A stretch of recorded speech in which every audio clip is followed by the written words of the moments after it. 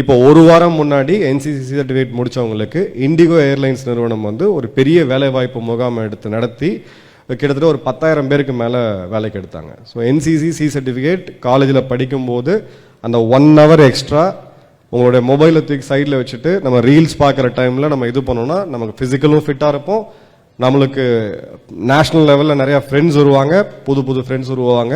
அதுக்கப்புறம் நம்ம டிகிரி போகும்போது நம்ம கூட டிகிரி முடித்தவங்கள விட நம்ம வந்து ஒரு ஸ்டெப் முன்னாடி இருப்போம். இப்போ என்சிசி முடிக்கல, நான் வந்து டிகிரி மட்டும்தான் முடிச்சிருக்கேன். ஸோ நார்மல் டிகிரி முடித்தவங்களுக்கு, ஆர்ட்ஸ் அண்ட் சயின்ஸ் முடித்தவங்களுக்கு கம்பைன் டிஃபென்ஸ் சர்வீசஸ் எக்ஸாமினேஷன் இருக்குது. வருடம் 2 முறை வரும். 3rd இயர் படிக்கும் போதே, அதாவது நீங்கள் 3 year டிகிரி படிக்கிறீங்கன்னா 2nd இயர் படிக்கும் போதே ஒரு தடவை அட்டம் பண்ணுங்க. எதுவுமே ப்ரிப்பரேஷன் எதுவுமே இல்லாமல் ஜஸ்ட் போய் எழுதிட்டு வாங்க, என்ன மார்க் வருதுன்னு பாருங்க, உங்களுக்கு எங்கே இருக்கீங்கன்னு தெரிஞ்சிடும். ஃபைனல் இயரில் இருக்கும்போது நீங்கள் கொடுக்கலாம். அந்த எக்ஸாம் முடிச்ச ரிசல்ட் வந்து உங்கள் டிகிரி வாங்குறதுக்கும் கரெக்டாக இருக்கும். ஸோ இதை வந்து நீங்கள் 25 years வரைக்கும் நீங்கள் அப்ளை பண்ணலாம். கிட்டத்தட்ட 8 to 10 சான்ஸ் வரும். பெண்களுக்கும் ஒரு இது இருக்குது இல்லை. இப்போ அடுத்தது இதே மாதிரியான என்ட்ரன்ஸ் வந்து ஏர்ஃபோர்ஸ்க்கு இருக்குது. ஆஃப்கேட் அப்படின்னு சொல்லி ஒரு என்ட்ரன்ஸ் இருக்குது. அந்த எக்ஸாமும் நீங்கள் ப்ரிப்பேர் பண்ணலாம்.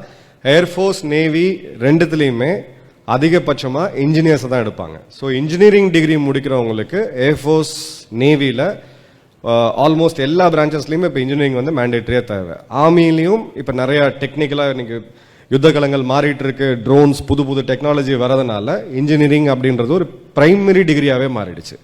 ஸோ இன்ஜினியரிங் முடிக்கிறவங்க சிடிஎஸ் எழுத தேவையில்லை, கம்பைன் டிஃபென்ஸ் சர்வீசஸ் எக்ஸாமினேஷன் தேவையில்லை. அவங்க டைரெக்டாக இன்டர்வியூக்கு அப்ளை பண்ணி இன்டர்வியூக்கு போகலாம். இது வரைக்கும் கிளியராக இருக்கா? ஓகே. அதே தான் நேவிக்கும், அதே தான் ஏர்ஃபோர்ஸ்க்கும். 3 இணையதளம் ஞாபகம் வச்சுக்கேன். இந்த வீடியோ பிஹைண்ட் நோட்ஸில் வரும்போது திரும்ப போட்டு பாருங்க. joinindianarmy.gov.in, joinindiannavy.gov.in, joinindianairforce.gov.in. இதை தவிர வேற ஏதாவது இணையதளத்தில் போயிட்டு காசு கட்டுறது, யாராவது வேலை வாங்கி தரேன்னு சொல்லி அதுக்கு போய் இது பண்ணுறது, கோச்சிங், இதெல்லாம் பண்ணாதீங்க. கோச்சிங்லாம் நான் போனதும் கிடையாது, தேவையும் கிடையாது. அதுக்கு அந்த பேசிக் ஜென்ரல் அவேர்னஸ், பேசிக் மேத்தமெட்டிக்ஸ், நம்மளுடைய 10th +2 சிலபஸை ஃபவுண்டேஷன் உங்களுக்கு வந்து மேக்ஸ், ஃபிசிக்ஸ் அண்ட் ஜென்ரல் அவேர்னஸில் ஸ்ட்ராங்காக இருந்துச்சுன்னா அந்த எக்ஸாம் உங்களால் ஈஸியாக கிளியர் பண்ண முடியும். இப்போ அடுத்தது லா படித்து முடிக்கிறவங்களுக்கு அவங்களுக்கு நேரடியாக இன்டர்வியூ போகலாம். முப்படைகளிலுமே லாயர்ஸ்க்கு ஒரு தனி கரியர் இருக்குது. சாதாரணமாக போகிறவங்களோட லா முடிச்சு போகிறவங்களுக்கு ஒரு பெரிய கரியர் இருக்குன்னு நான் சொல்லுவேன். ஸோ லா படித்தவங்க ப்ரீ ஃபைனல் இயர், அதே மாதிரி நான் 3rd year 4th year லாவில் இருக்கும்போதே நான் ஒரு எக்ஸாம் கொடுத்துட்டு ஒரு இன்டர்வியூ ட்ரை பண்ணலாம், தப்பு கிடையாது. நம்ம எப்போ எங்கே தப்பாக இருக்கோம், கரெக்டாக இருக்கோமா அப்படின்றது தெரியும். ஃபைனல் இயர் பண்ணும்போது லா படிச்சுட்டு பண்ணுங்கள். இப்போ அடுத்தது +2 முடிச்சுட்டு சயின்ஸ் ஸ்ட்ரீம், அதாவது மெடிக்கல் ஸ்ட்ரீமில் போகிறவங்க, ஏஎஃப்எம்சி ஆர்ம் ஃபோர்ஸஸ் மெடிக்கல் காலேஜ்னு ஒன்று இருக்குது. இது வந்து இந்தியாவிலே நம்பர் 1 மெடிக்கல் காலேஜ்.